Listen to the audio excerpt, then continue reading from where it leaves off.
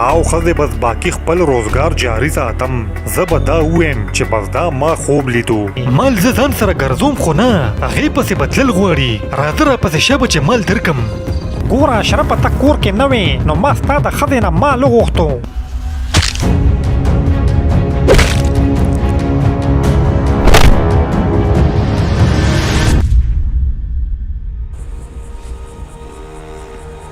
بیا چې سحر شي نو ګل رحمان ښځې سره ولاړي او هغې ته یې هغه کاغذ خولی وي کم چې ورته د شپې هغه غونډه د ور مخې ته ایښې وي.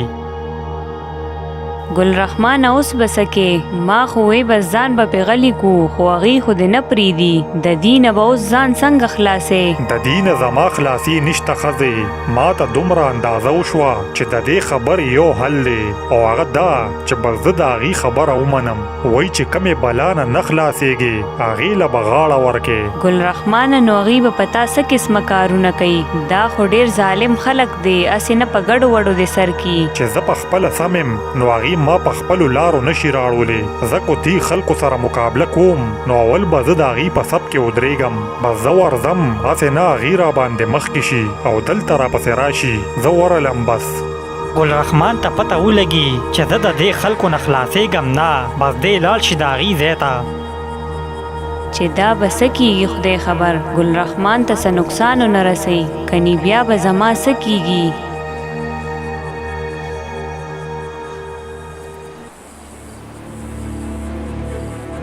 دی خو هغه هلک پسې د کلي خلک ګرځېدل او اخر په ځنګل کې را پیدا کی کم ځای کې چې دی اشرف وجلی وي او دلته ورته اشرف په خپله هم ولاړي.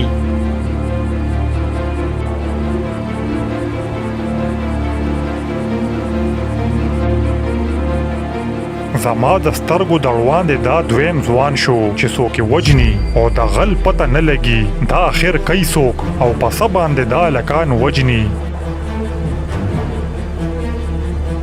نن به کلي کې جرګه کېنو او د دې خبرې حل به روباسو ولې چې دا مسله رو رو سیوا کېږي. ټول جرګې له راشئ بیا. دی خوا ورته اشرف هم ولاړي او ځان یې غلي کړي وي. چې د خلکو په عزت پسې ورځي نو هم دا به انجامي. ایله مې درله مردار کو د ده سرو د غم.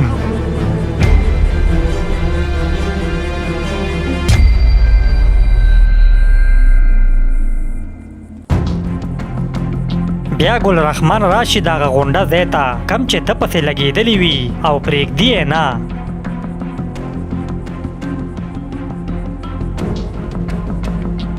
او ګل رحمانه تا خیر راغلی او ما خو وی ته به نه راځې خو ښه ده چې فیصله دې وکړه. خان تا ماله د سوچ دپاره ټایم راکړی و او ما پې سوچ کو په دې وجه زه لږ لیټ شوم. تا په دې سوچ ډېر ټایم واغستو خو وایه سوچ دې څه وکړو؟ تا څه فیصله وکړه؟ خان که ته زما د فیصلې تپوس کې نو زما فیصله خو دا ده چې زه دې کار کولو ته تیار نیم او که زما فیصله اهمیت نه لري نو بیا راته ته خپله فیصله واوروه ولې چې زه یو غریب سړی یم او زه ستا د مقابلې نیم. ته یو هوښیار سړی او هم په دې وجه ته زما خوښې. زما د طرفه دا فیصله ده چې ته به ما له خامخا کار کې ته به دومره پیسې پیدا کې چې ستا په سوچ کې نه راځي او که ته انکار کې نو بیا به نتیجې ته ځان تیارې.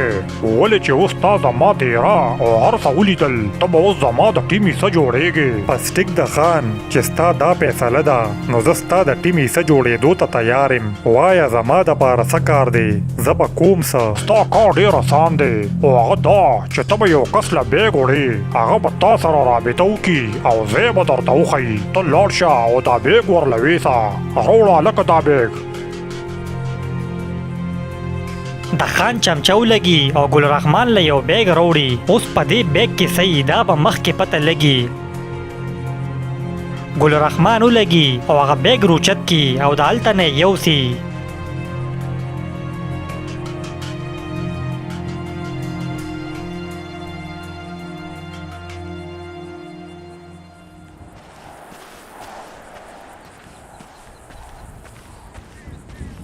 بیا ګل رحمان ښه سفر وکړي او په لاره رواني نو ځان سره وایي چې خدای خبر دی بیګ کې به څه چې دی په ما څه وړي. زما په خیال دی کې به منشیاتي زه چې لګې چک کم پته به ولګي. ګل رحمان ولګي او دا بیګ چک کولو دپاره یو سیټ ته ورشي.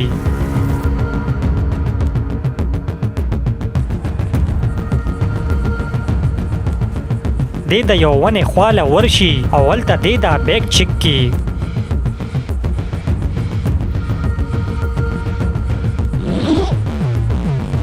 ګل رحمان چې هغه بیگ کو لو کی نو د ده د خپو نه ځمکه وتښتي ولې چې هغه بیگ کې بیا د انسان سري.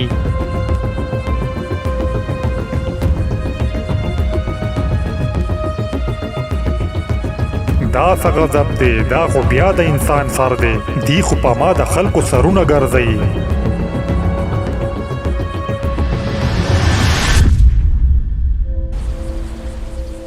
دې خوا د کلي خلکو یو جرګه جوړه کړې وي او د دې مسلې باره کې خبرې کوي.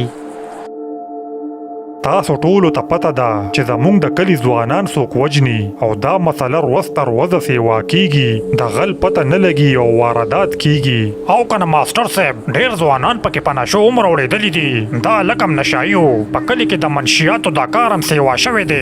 ماستر صاحب زه خو وایم پولیسو ته به راپورټ وکړو چې دا منشیاتو والا کسان ونیسي، ولې چې کلي کې راته ځوانان خرابوي. پولیس د ډیر وخت نه دی پسې ګرځي خو څوک په لاس نه ورځي تر څو چې مونږ په خپله سکړې نه نو دغه شان به دا لوبه مخکې روانه. او کنه دا زما ملګری و، ډېر لومبې سم دم و، بیا یې نشې شروع کړې. ما ډېر منې کو خو منې نه شو، ما ته یې وې نشه شروع کا وی ډېره مزه یې پکې، نو بس زه ورسره په دې خبره روان شوم. تاسو ټولو ته خواست دی که چا مشکوک سړی ولیدو نو ګیروئ، باقي دی الله زمونږ مل شي. په کلي کې ټول خلک یره کې وي او ډېر زیات پریشان وي.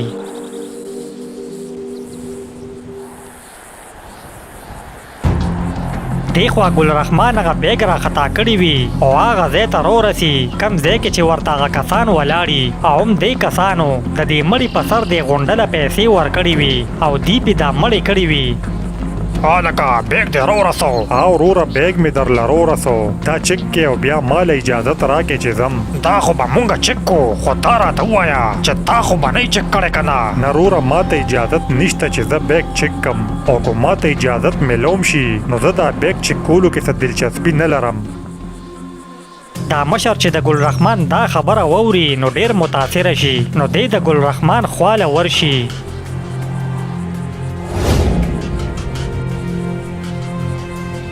هغه نیک ته دې وایه وی چې څنګه دې راله دا کار وکړو هم دغه شان راله هغه بل کار هم وکړه. وی تا له خو ما 2 کارونه درکړي وو. ټیک ده صیبه، زه به ستا دا سوال جواب وکم، اوس زه ورځم. صبر وکړه، داسې خالي مه ځه، لومبې هغه له دا بل بیګ یوسه. هلکه راوړه د دې هغه بیګ.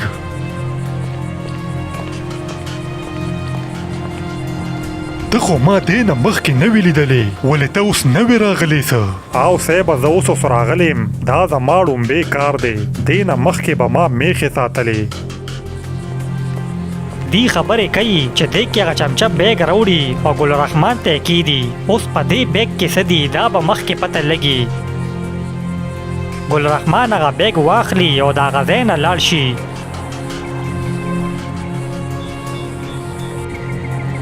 دا سړی زما طبیعت ته پرېوتو، مالم داسې کسان پکار دي د ده قیمت معلوم کې چې زه یې ځان ته کم. ښه ټیک ده صیبه.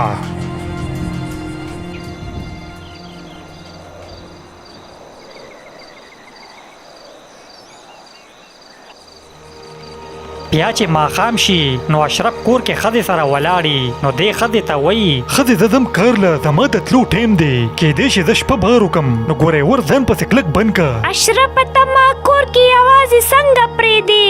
ولې ستا یا نه راځي څه؟ که ما پسې بیا څوک رالل نو زه به څه کوم؟ اوس به در پسې څوک هم نه راځي، ښځې بېغمه شه، او زما تلل ضروري دي، کنې نیک به مې د کاره وباسي. زه درنه ورځم، ما پسې ور بند که. اشرف چې کله کار له لاړ شي نو دا ښځه یې ځان سره وایي ته خو زما نه خبرې پټوه اشرفه، خو زه به نن معلومات کوم چې ته کم خوازې. زه به اوس تا پسې درځم او ګورم به چې ته څه کار کې. د اشرف ښځه ولګي او اشرف پسې شاته لاړه شي.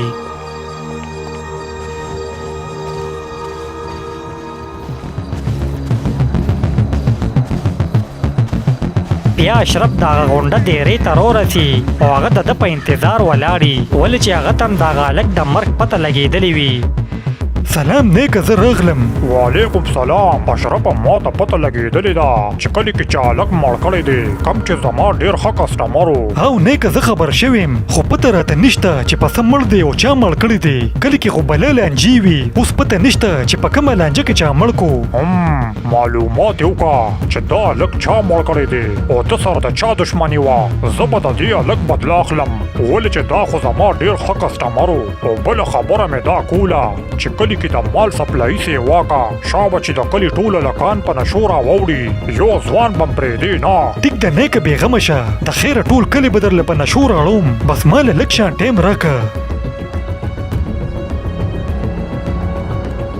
اشرف چې د غونډه سره کمې خبرې وکړي، هغه ټولې د ده ښځه واوري، ولې چې هغه ورپسې راغلی وي او پټه ورته ولاړی.